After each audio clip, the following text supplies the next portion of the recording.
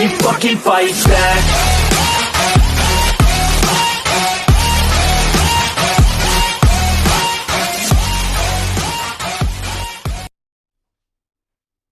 Salutare fraților și bine ați venit la o nouă reacție, Talebanul pe reacție, fraților. Astăzi facem o reacție lui Poe, o melodie veche, dar care, astăzi mă uitam pe YouTube și am văzut vizualizările care le are băiatul ăsta și mi-am dat seama de multe chestii în România. Bum! Dăm drumul la reacție frumoasă, rupem pam și după aia o să vă explic de ce am făcut această reacție. Ciao, ciao!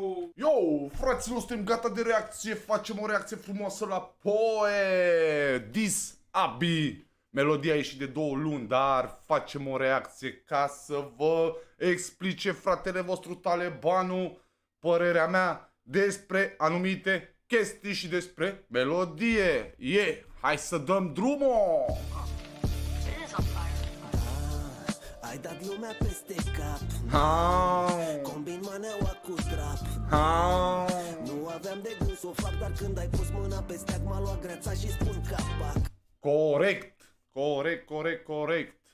Bă, îmi place băiatul ăsta, vă spun sincer, chiar îmi place vocea, îmi place cum cântă, îmi place cum dă. L-am ascultat, eu l-ascult foarte mult pe el, chiar îmi place. Marș, ne porți la toți ghinion. Marș! Nu la 1 milion. Mă jur că mai da pe spate. Restul curvelor erau la 1,5 milion. Ce-mi place de băiatul ăsta, că le dă bine, le dă frumos, dar urât în același timp.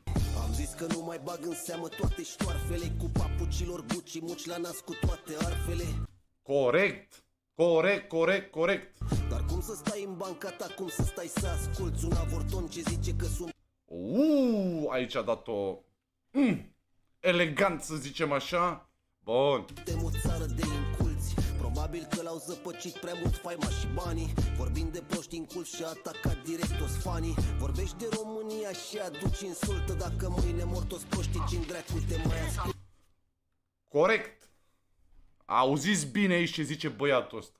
Mâine mor toți proștii, ce-n dracu te mai asculte, abi. Corect. Dacă voi muriți, aia care l-ascultați pe Abi, moare de foame Abi.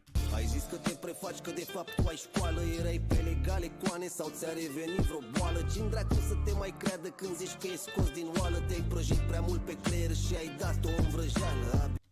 Bă, coaie, cum o dă bine băiatul ăsta și ne întoarcem la subiect. Vă spun la sfârșit de ce am făcut reacție lui băiatul ăsta. Uite cum se stinge o legendă vie. Ușor revine înapoi în colivie. Wow! Uite cum se stinge o legendă vie. Ușor revine înapoi în colivie. A luat foc aici. Ușor revine în colivie. Ce a vrut să zic că, nu știu. Nu știu de unde vii și de unde dracu ai scăpat, dar popa nu cred că știe că tu iar umbli dezgropat. Mamă! Ai dat lumea peste cap. Combin maneaua cu trap. Nu aveam de gând să o fac, dar când ai pus mâna pe steag m-a luat greața și spun capac. Marș! La toți ghinion. Ești unul la 1 milion. Mă jur că mai da pe spate. Restul curvelor erau la 1,5 milion. Băi fraților, aș fi vrut să fac și strofa a doua, dar deja simt că am acordat prea mult timp acestui om. Corect. Poe, pentru valoarea care o ai tu, deja 3 cuvinte, ceva de genul Abi suși pula, era prea mult. Care prin atitudinea lui a jignit o țară întreagă. Acum vă las pe voi să judecați dacă el este prost sau doar se preface.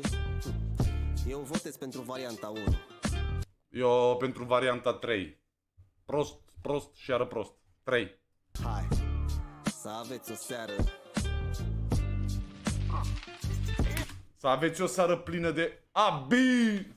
Bun, fraților, asta era melodia și acum o să vă explic de ce vreau să fac reacție la această melodie. Din mai multe motive. 2. Hai să începem cu 3, cu 4, cu 5. Hai să începem cu numărul 1. Poe, talent, calitate, știe băiatul, dar ajungem la punctul 2. Vizualizări aproape de nimic. De nimic de ce? că băiatul ăsta are valoare, dar nu are vizualizările pentru valoarea care o are. În schimb, Abi are milioane de vizualizări. Și aici ne întoarce la ce zicea el. Dacă o să moară proștii, ce o să facă Abi? Și aici proștii suntem cam toți. Că și eu cel puțin odată în viața mea l-am ascultat pe Abi. Tu care te uiți la clipul ăsta, cel puțin odată l-ai ascultat pe Abi. Deci proști suntem toți. Bun, la băiatul ăsta foarte mulți din voi nici măcar nu v-ați uitat. Ascultați alte melodii la băiatul ăsta și o să vedeți ce înseamnă să ai talent, ce înseamnă să pui pasiune. Că ăsta era un simplu dis, dar el are 100 și sute de melodii făcute cum trebuie. Eu îl urmăresc mult de tot pe băiatul ăsta, îl apreciez foarte mult și dacă vreți, care vă uitați la clipul ăsta, dați-i la băiatul abonare, dați un like, nu mai dați la toți fraierii, că băiatul ăsta chiar merită. Vă pupă Talebanul, asta a fost reacția mea, n-a fost o reacție adevărată, pur și simplu vroiam să vă fac să ascultați această melodie și să vă gândiți bine la ce a zis băiatul ăsta, că eu chiar cred că are multă dreptate în clipul care l-a făcut. Ciao, ciao, ciao, ciao!